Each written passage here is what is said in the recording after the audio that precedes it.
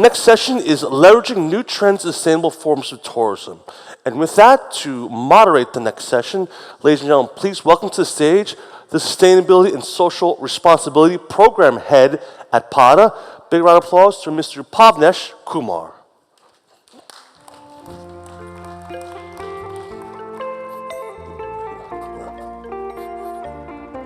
Who's first? Sorry about that. Hello and welcome to this session. We will be talking about leveraging new trends in sustainable forms of tourism. We will have 3 key presentations from our speakers and then it will be followed by a panel discussion. So allow me to welcome our first speaker, the founding chair of Asian Ecotourism Network, Masaru Takayama. He will be talking about new trends in ecotourism. Please welcome Masaru Takayama.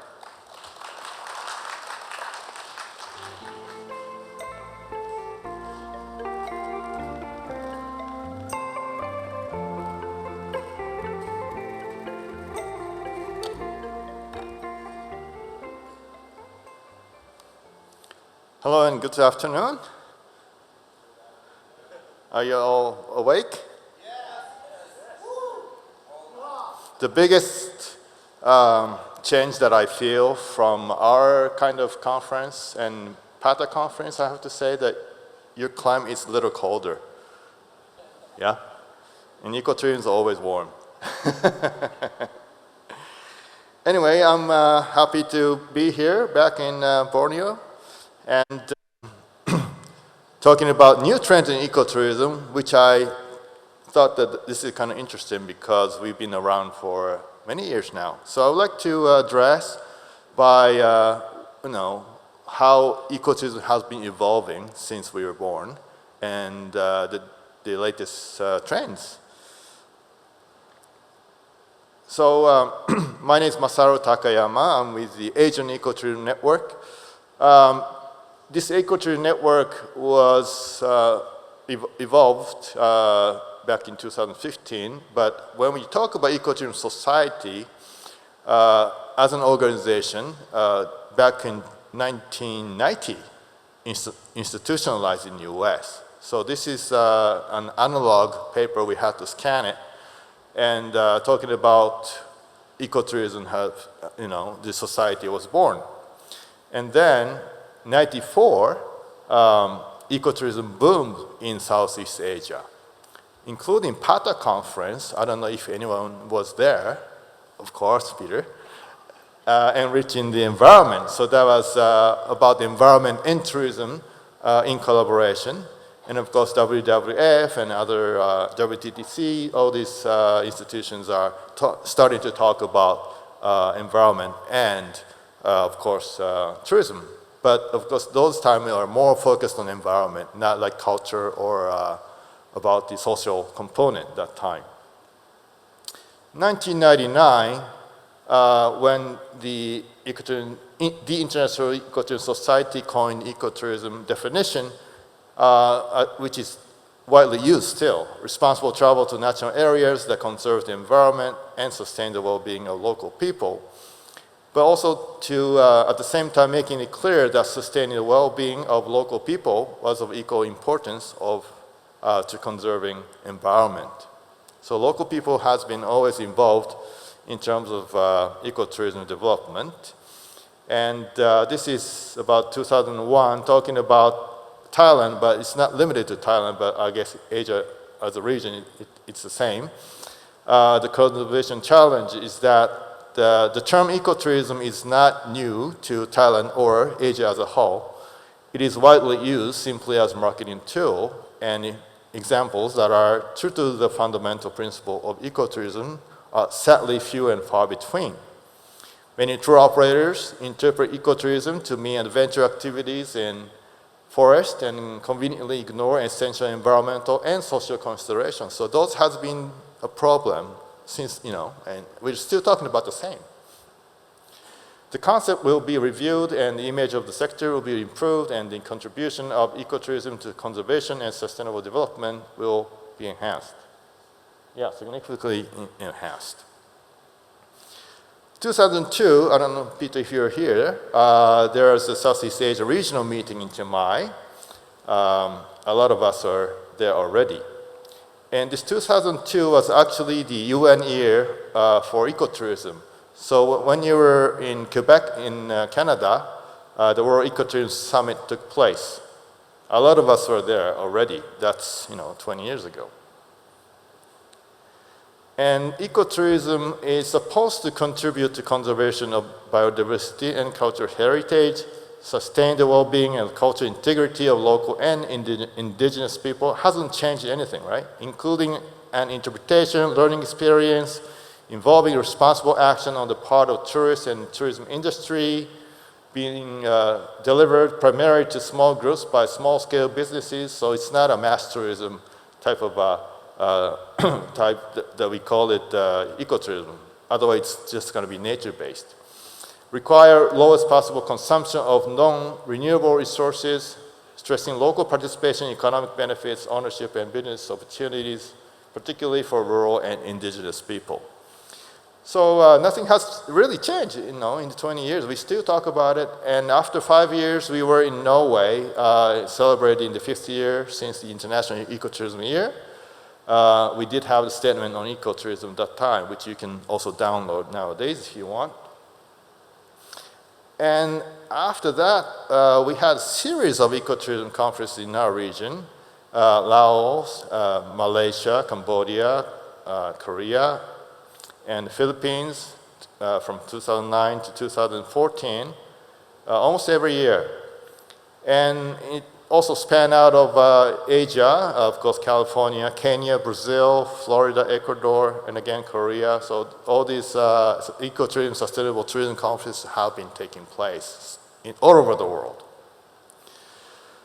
And finally, 2015, we've decided to regionalize or decentralize. We had the reputation as one of the biggest ecotourism society in the world, but we were also looked as if we were worldwide, but only 1 inch deep in the ocean type of thing. So we really wanted to dig into the grassroots level with the community. So we've decided to launch Asian Ecotourism Network. We have Gracie with us from Sarawak at that time. 2016, also with the support of DASTA, which is the public government entity in Thailand, short for Designated Area for Sustainable Tourism Administration, I think that it is. They have been helping us for almost 3 years as incubation for us inside the government office. A lot of us, again, 2016, Ecotourism Forum in Paksay in Laos. 2016, APECO has been always in Malaysia, which was supported by MATA. I think I've been to APECO maybe 3 times at least in Malaysia for that matter. And recently, 2022, during COVID, we did have a series of 1 day, actually, of the online Ecotourism Summit to commemorate the 20th year of International Ecotourism Year. So when you think about ecotourism and also sustainable tourism, which is a mainstream, for the United Nations, it took 15 years to celebrate. So we were much years ahead for that reason.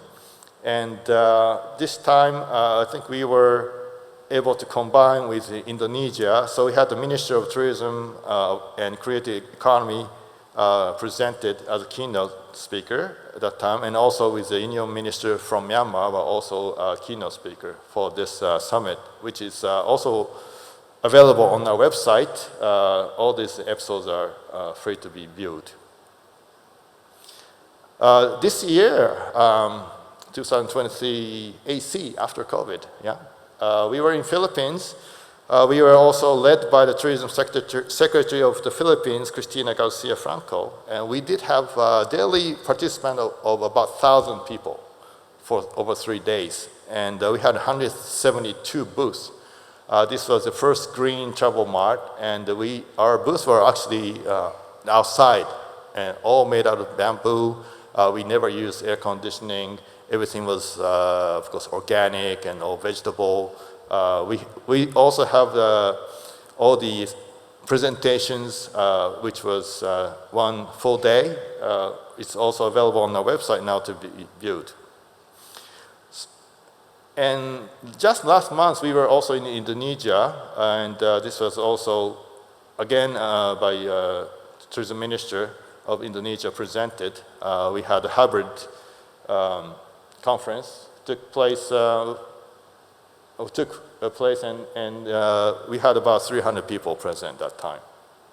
So ecotourism, nothing new, but when we talk about the definition, we did add some few sentences at the back. Creating knowledge and understanding through interpretation and education of all involved. This is the new definition which should be used. This is the latest that we created back in 2016, which is on the Global Ecotourism Network site. And I want to emphasize that a lot of the ecotourism is misused. Still now it happens in this place also. For example, uncontrolled ecotourism threatens national park because, if tourism is uncontrolled and threatens natural area, it's not ecotourism. Greenwashing in ecotourism or how you're being fooled. Yeah, greenwashing is rampant in travel and tourism, but if there's greenwashing, it's not ecotourism. We just want to make sure that we don't want to be the source of greenwashing. So hunting tourism and staying in eco hotel or eco lodge alone is not ecotourism. Just to make sure that what ecotourism really means, we are there for you. So all these things are actually on our website. And now I want to talk about what's happening in the new trends. Of course, digital transformation. The people want exactly what they're expecting before they go. Including the manners and the code of conduct, what to bring, what are the weather, patterns, all these things. So digital transformation is definitely there. Travelers want all the helpful information online. And reason to travel, meaning travelers are now searching for rich and meaningful experiences after the COVID, especially. They want to be in the natural area, away from the urban area, completing the bucket list, but I think they want to take more time. They have been saving money to do a short list more than a bucket list.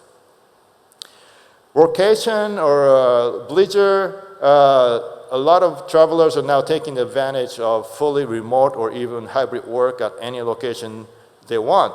According to Airbnb, the quarter in 2021, actually 1/5 of the booking made was actually 20 days or longer.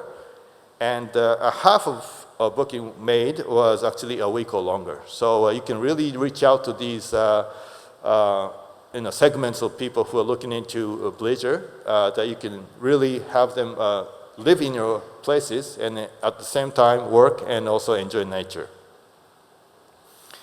Education for family, because they see that it's more important to, emphasize family travels, but education and understanding interpretation of nature it's very good for the family, and it really brings the family together. So a lot of the trends that we see that we have packages for families rather than for a couple or a bigger group nowadays. And lastly, of course, low carbon is not just for ecotourism, but of course, all of you know that the Glasgow Declaration, COP26, I think the half of the emission must be cut off by 2030. Yeah, so are you ready for that? So it's really coming. And of course, we have to achieve net zero by 2050. So having this electricity going, which is, if it's renewable resources, it's okay. But here, dependent on fossil fuels, we are not going to achieve net zero by 2050. So all these things are coming together in ecotourism also. So what we're doing as AEM, we are working in the region. We have now 21 countries. We have 35 board members. We do have our standards, also working with GHTC. Thank you for that. And I'm hoping that Malaysia will be more involved in this sense so that we can work not only the destination, but we can also work with the tour operators and hoteliers in the region so that we can really promote and embrace authentic ecotourism. So that is pretty much from us. So feel free to contact us for any issues regarding ecotourism. We are happy to have you. Thank you very much for your attention.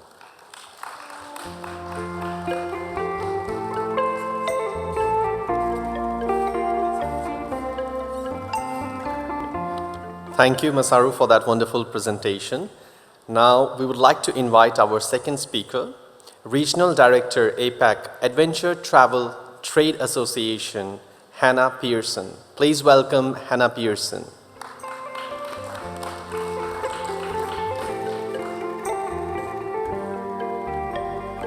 Thank you, everybody. So I'm Hannah. I'm at the Adventure Travel Trade Association. Who are we? We're the largest network in the world for adventure travel trade professionals, and we advocate for the power of adventure travel. You know, we believe that adventure travel is the best way to travel, not only for the planet, but also for communities. So I want you to take a minute and think about what you think adventure travel is. So perhaps you think it might be something like this, right? Rafting, it's cold, you're wet, it's super extreme. It could be like this, like testing your limits, like floating in ice. How we define it is something a little bit different. So for us, adventure travel could be taking a hike through nature. It could be cycling through a city. Doesn't necessarily have to be nature-based. It could be enjoying local culture. It could be experiencing indigenous cultures. It could be relaxing in an onsen. It could be getting to know the local wildlife. So for us, adventure travel really comprises of 3 elements. You've got activity, culture, and nature. And in the heart of that, that's the experience. And sometimes it could be transformative, sometimes it might be a challenge, maybe it's something unique, it's wellness, it's all of these things. So for us, adventure travel has quite a broad definition.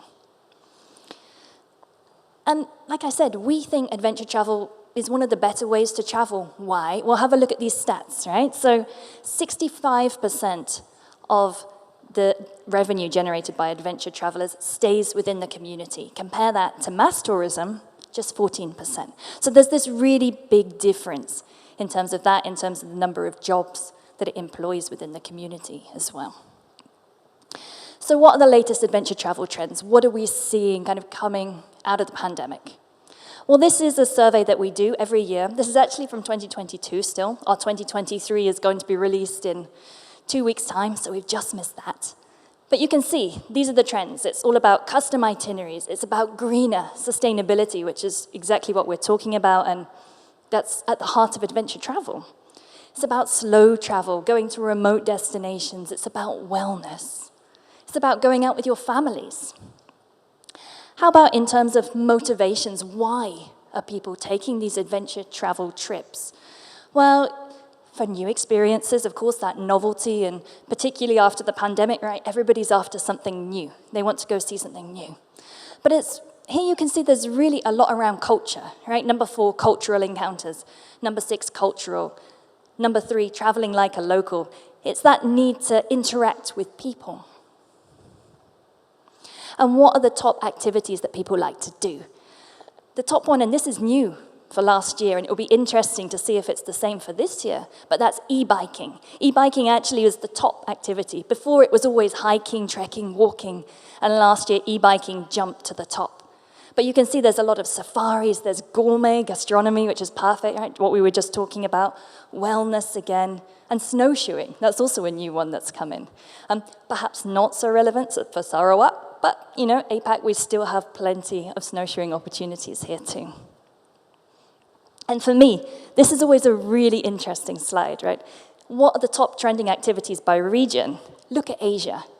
Cultural activities are number 1. Now look at the other regions. Can you see culture there? North America? Nah, I don't think so. Central America? Okay, it's number 4. South America? No. Africa? Number 4. Europe is not even in there. Asia, number 1. So what this tells me is that Asia has a real advantage here, right? Because of our rich culture, because there are so many different cultures within Asia that's really what distinguishes adventure travel here from adventure travel in a different place. It's that cultural element, it's that Asian twist, that APAC twist to adventure. So, what are we seeing in APAC? Well, we're definitely seeing this ramping up, right, of rhetoric around sustainability, around ecotourism, around responsible tourism. And this is just a really quick snapshot of what some of the tourism ministers in the region have been saying. So Santiago Uno is talking about, wanting quality tourists. We have Vietnam talking about green, responsible travel. We have the Philippines talking about making sure that travel is sustainable, that it's resilient. Now, and other speakers have alluded to this, we are going to see those pre-pandemic challenges coming back, and there's that jungle, there's that struggle, if you like, between wanting to get back to those 2019 levels and at the same time recognizing that getting back to that is perhaps not necessarily what the planet needs, and how do you balance that? We're definitely seeing over-tourism starting to return. We're seeing that kind of tension between locals and tourists. Look at Bali as an example. Right now, there's a lot of press around bad behavior from tourists in Bali, and how do you balance that again, right? And we're still going to see this whole trend of younger people leaving those rural areas to go back to those major metropolitan areas. And perhaps during the pandemic, again, if we use Bali as an example, we saw a lot of workers who were in the hospitality industry go back to their hometowns, maybe go back to agricultural practices. But inevitably, as there's that need for tourism workers, and that picks up again, they may then return back to those metropolitan areas. So even this one, and this 3 different stories happening in about 2 or 3 weeks, it's all about how do you control, destination management. How do you ensure that if people want to climb mountains, they do it in the right way, for example? So Fuji, so many people are planning to climb Mount Fuji, even speaking to one delegate who's also planning to climb Mount Fuji. Nepal, Mount Everest this season has been one of the deadliest recently. Bali is talking about banning climbing the mountains. So what I'm saying is adventure travel, can help to address a lot of those pre-pandemic issues, but it needs to be done well. It needs to be implemented strategically. And when it is done well, it means that you diversify your source markets. It means that you disperse travelers throughout the whole country. And you give young people an incentive to stay in those rural areas. It promotes understanding, as all tourism does. But safety, destination management are really paramount, right? They need to be at the heart of what you do. What else are we seeing? We're seeing that competition is certainly hotting up amongst APAC destinations to position themselves as an adventure travel destination. So these are 3 examples of Taiwan, Philippines, Korea. Even Japan is entering the game. They're hosting the first ever APAC Adventure Travel World Summit in Hokkaido in just a couple of months' time. So what I see is, as this competition is increasing, as more destinations are getting into the game of promoting themselves as adventure travel destinations, we're also going to see demand rising. We are seeing this increase, right, in consumers who are looking for adventure travel, who are looking for more sustainable ways of traveling. And that could lead to really interesting opportunities within APAC, maybe different twinning opportunities. Could it be a Jeju, Okinawa kind of twinning opportunity around adventure travel? Who knows? And there are many other pairings that could happen. So if I can sum up then, what would the key takeaways be about what are the trends, what's going on with adventure travel right now? And the main one really is, as I keep saying, we really believe that adventure travel is a driver for the economy. It contributes to local nature, to conserving that, to conserving local communities, but it has to be implemented well. APAC itself, like I said, we have this huge advantage here.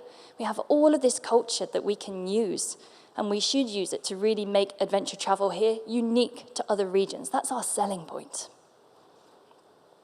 And finally, just take note that destinations are getting on this adventure travel train. I know many operators in here have already been selling adventure for a long time, but I think finally destinations are waking up to this potential of it. Adventure travelers tend to stay for longer. They tend to spend more money. That money stays in the community. Therefore, you need less people. It's all win-win-win for the destination, basically. And that's me done. Thank you very much.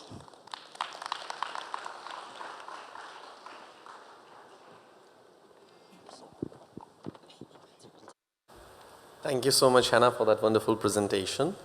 And with that, let's invite our next speaker. He will be joining us virtually today, the CEO of Youngfile Adventure Limit Travel, Karma Lote. Please welcome Karma Lote, joining us all the way from Bhutan.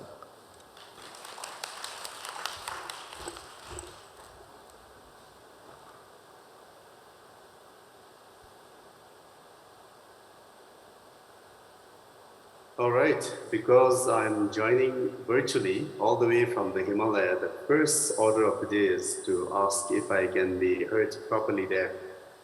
If someone can let me know if I can be heard. Can you hear me?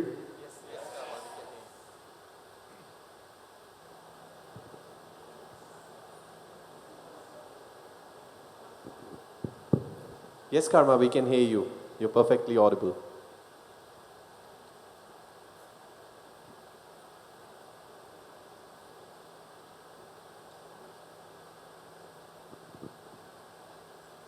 Karma, can you hear us? Are you with us?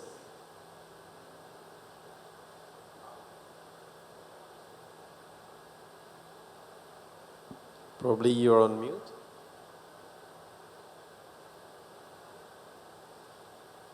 Sorry for the technical difficulty. It happens. Can you hear me now? Yeah, perfect.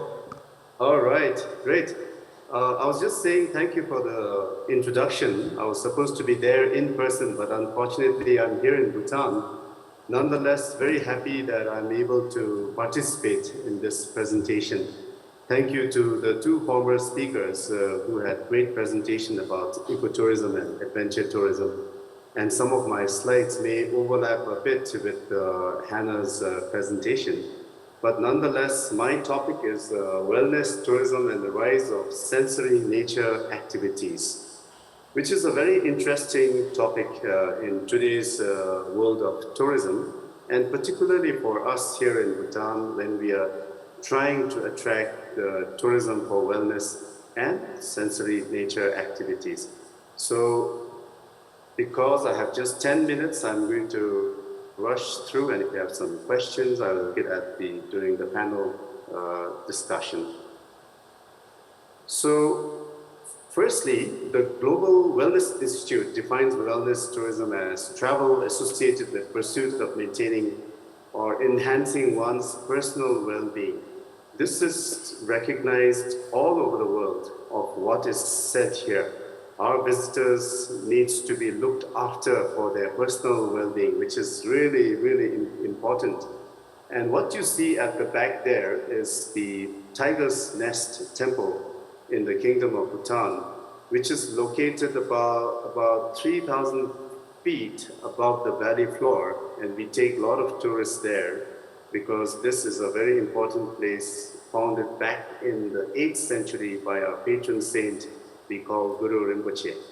And when in Bhutan, we greet people saying Kuzu Zangpola, the phrase Kuzu Zangpola, which means wellness be with you or good health to you always. Like in the outside world, we say good morning, good afternoon, good evening, good night, and all that. But here in Bhutan, all we say is Kuzu Zangpola, which means wellness be with you and good health to you always.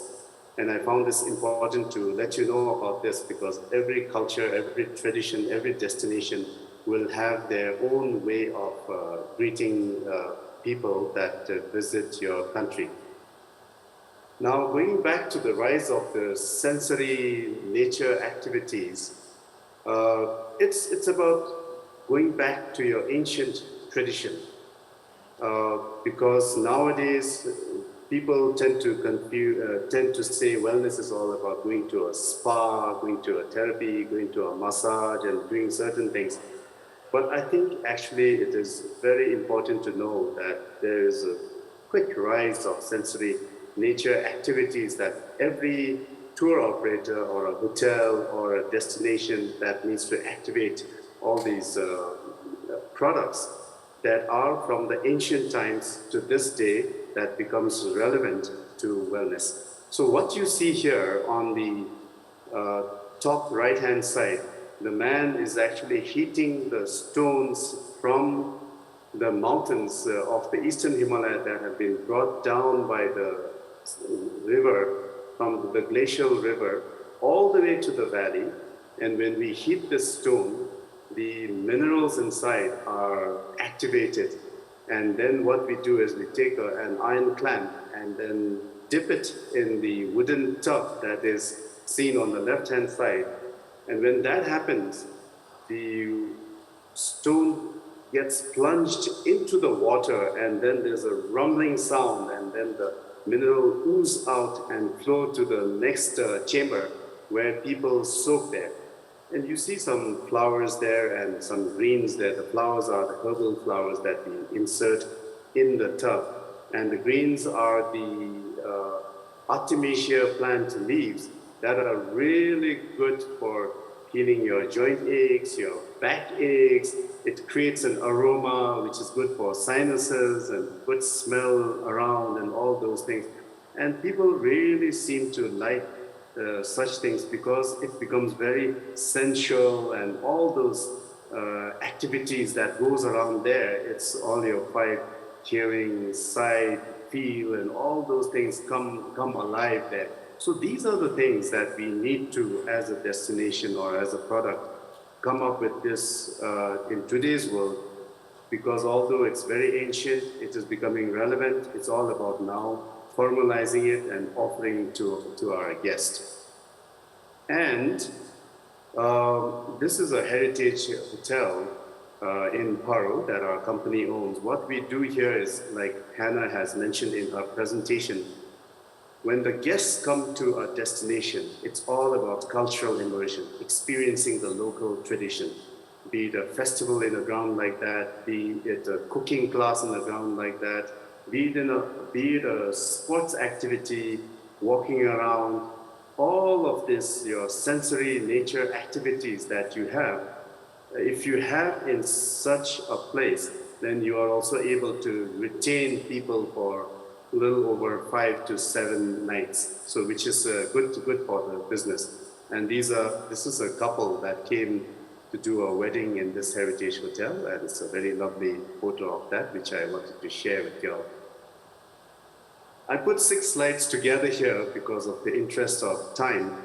The first one is the forest bathing.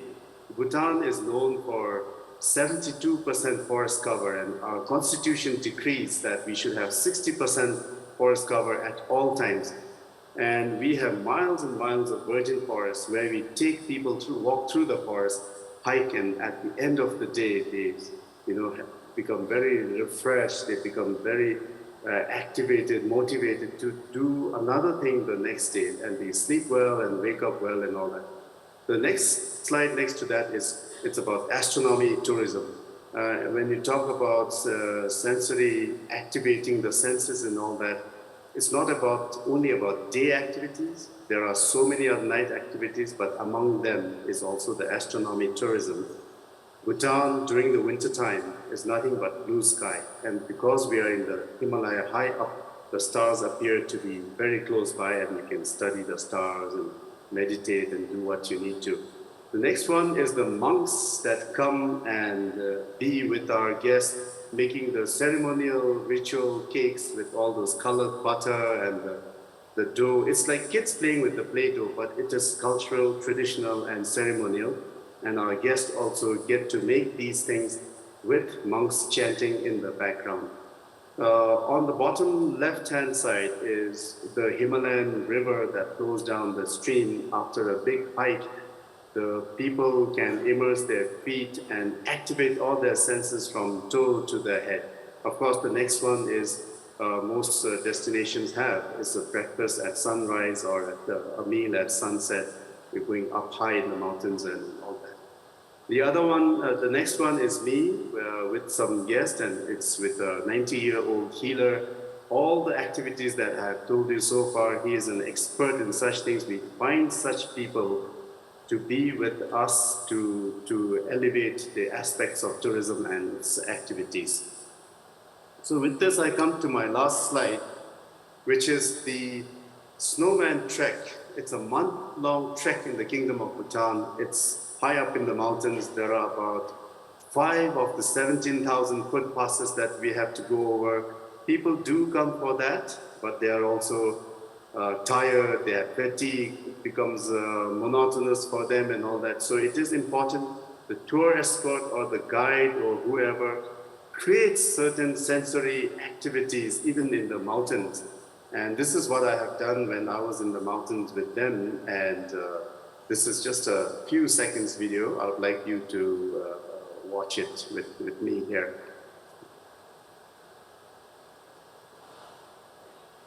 This is basically crossing a glacial river with a rhythm bridge across. And I was telling my guests that we have to dance over this river. But this gentleman, with a good sense of humor, he just chose to walk across and not dance. But you see the others. This woman, this lady, he came to do this trek on her 60th birthday. Because it became very memorable. So when you create such activities on the tours that activates all the senses, sight, hearing, feeling, everything, these often become the highlight of the trip when they are here. When they reflect back, and it's nothing but really good sensory activity, even way up, high up in the mountains, eastern India. So thank you very much. That's about it. And if you want to get in touch with me, that's my email, our hotel website, and the adventure travel website. I really would like to thank Pata for having me for this. I will be available for questions later. Thank you.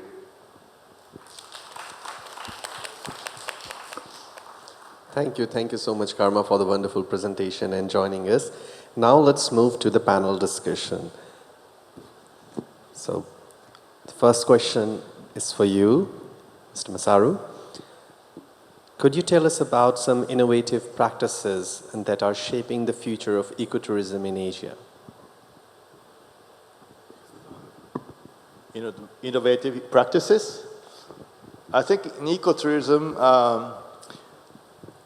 it's standardized in many ways that because we work around with national parks and protected areas, interpretation of flora and fauna, your cultural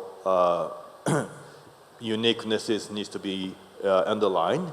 But innovation nowadays, of course, like I said, there are many ways going to virtual reality and providing more information before going to that area. But at the same time, it's very important that we would also emphasize how the responsible travelers need to act in a way that they are not harming negatively to the environment, and of course to the respect to the local people, and to buy local things and consuming and making sure you're selecting the locally owned places and hotels, things like that, which hasn't changed much, but I think that's the biggest one, innovative. Thank you. So, Hannah, the question for you, and in your presentation you talked in length about it. So, how has the definition of adventure travel changed or expanded in recent years, particularly in the APAC region? It's an interesting one, and I think it comes down to the fact that it's all about those perceptions, right? And what is adventure travel? And I think the real thing is adventure travel means different things for different people. right? For someone who isn't very fit, even going for, we went to see the fairy caves and the wing caves on Wednesday. If you're not very fit, that could be your adventure. If you're a super fit person, that would just be, that's interesting, but it's, not really challenging me physically. But we're seeing this kind of definition, I think, and at the ATTA, we have I'd say a broader definition of it, like I'm saying, culture, activity, nature. And the three of them combined. And what that then does is that makes adventure very accessible to no matter what your fitness level is or not. Everybody is able to kind of partake in this adventure travel. So it makes it more inclusive. Absolutely. Perfect. So now we are going to ask you a question, Karma. So you talked about the sensory nature of activities and tourism. So how are sensory nature activities contributing to the growth of wellness tourism? Well, thank you. I think I can now be a little relaxed and talk slowly. In our country, in Bhutan, when it's in the context of adventure travel and tourism, and because we are located in the Himalaya, everyone thinks it's all about adventure and you have to rough it out and all that. And it's not all that. You have so many of those sensory activities that I have shown in my slides that we projected out to the guest and they really like it. So one of the things that have changed in Bhutan now is in those days, it used to be like even if people came for shorter duration or longer duration, they would like to try and cover so many places, like been there, done there sort of a thing. But nowadays, with the advent of sensory nature activities that is ingrained into the wellness tourism, people like spending time in a certain destination. The hotels are able to hold them like 2, 3, 4 nights instead of one night. Even on the trekking, when you go to a community area, although it's a tented camp, the people like staying few nights there, like plowing the field with the guests, like grinding a rice or churning, making a butter, and all those community-based ecotourism activities, which is also sensory in nature, that is now being formalized and offered by the tour escorts, by the tour operators, in collaboration with the villagers. We are able to hold people longer in certain destinations. Perfect. Thank you, Karma. So, Masaru, in your presentation, you mentioned that not all tourism that takes place in nature is ecotourism, right? So, based on that, how can traditional tourist destinations in Asia adapt to embrace ecotourism effectively? Well, all nature tourism should be sustainable, I hope. And not all nature-based tourism can be ecotourism because a lot of the time it lacks educational part, which we think is very important. But what we see nowadays is very problematic is the emergence of social media. Because a lot of people would tag the location when they, upload into Instagrams and all this. And for example, if you are shooting a photo of a very rare species or flower or something like that, and then people want to come and get it, if you see it online. And it's the same thing that's happening, not only all these flowers and animals, but if you post it, something it's cultural based, people will flock there and it becomes an attraction, So I think all these nature-based places really need to be careful what kind of negative impacts that you're making. And for that reason, we have the standards. And then you can walk through with the standards for example, the hotels that are closer to the mountains. Do you shut the curtains? You don't, right?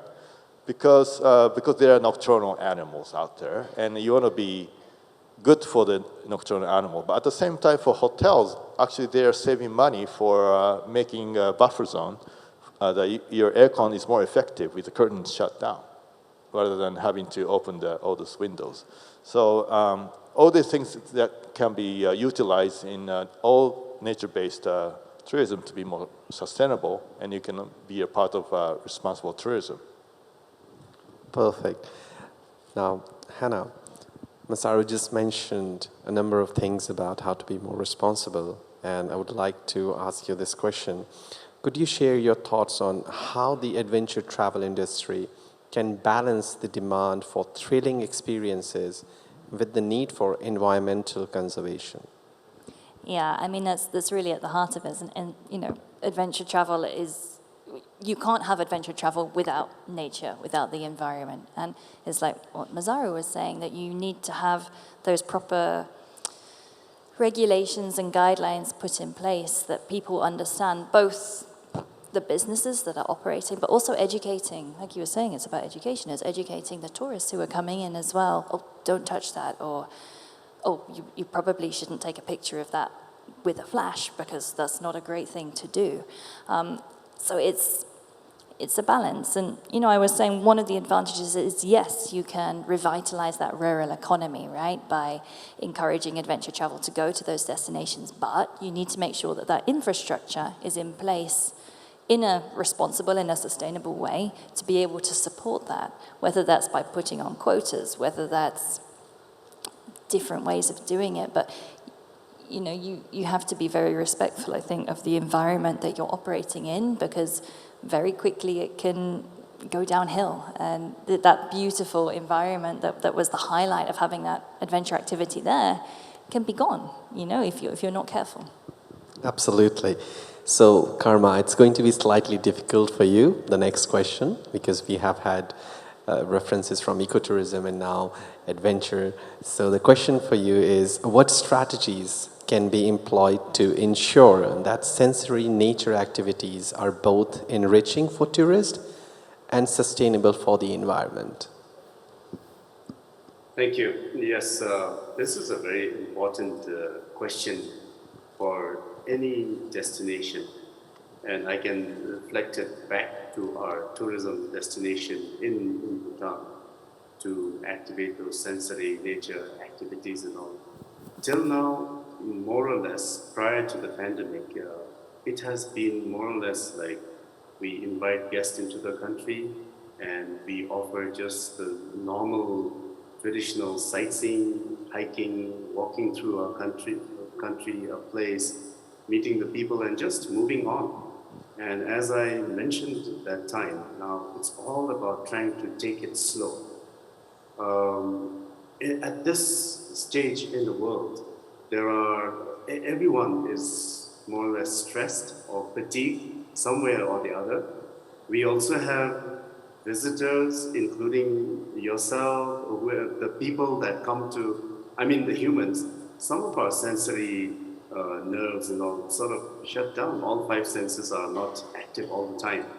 So I think for a country, for a destination, with our tourism departments and tourism boards, if we can sit together and the rise of sensory nature activities are discussed at length and shared across the adventure tourism service providers as well as wellness tourism service providers and all that, definitely it will be a win-win for everyone. We talk about ecotourism, we talk about adventure tourism, we talk about sustainable tourism. I feel sometimes the crux of the matter within those tourism activities are also the sensory nature activities that we need to now elevate among the people, among the stakeholders and the players within a certain country, within a certain destination, be it a community, be it the Department of Tourism, or people, the stakeholders that matter.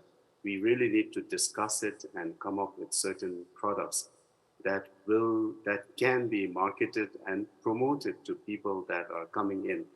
Nowadays, yes, it can be urban tourism and all that, but in certain places like our country, Bhutan, people are really coming for nature-based tourism. It's all about happiness, contentment, well-being, and all that. And to achieve that, we have to elevate and come up with dynamic products that are sensory in nature, and all those activities needs to be formalized that were there from the ancient times. Thank you. Perfect.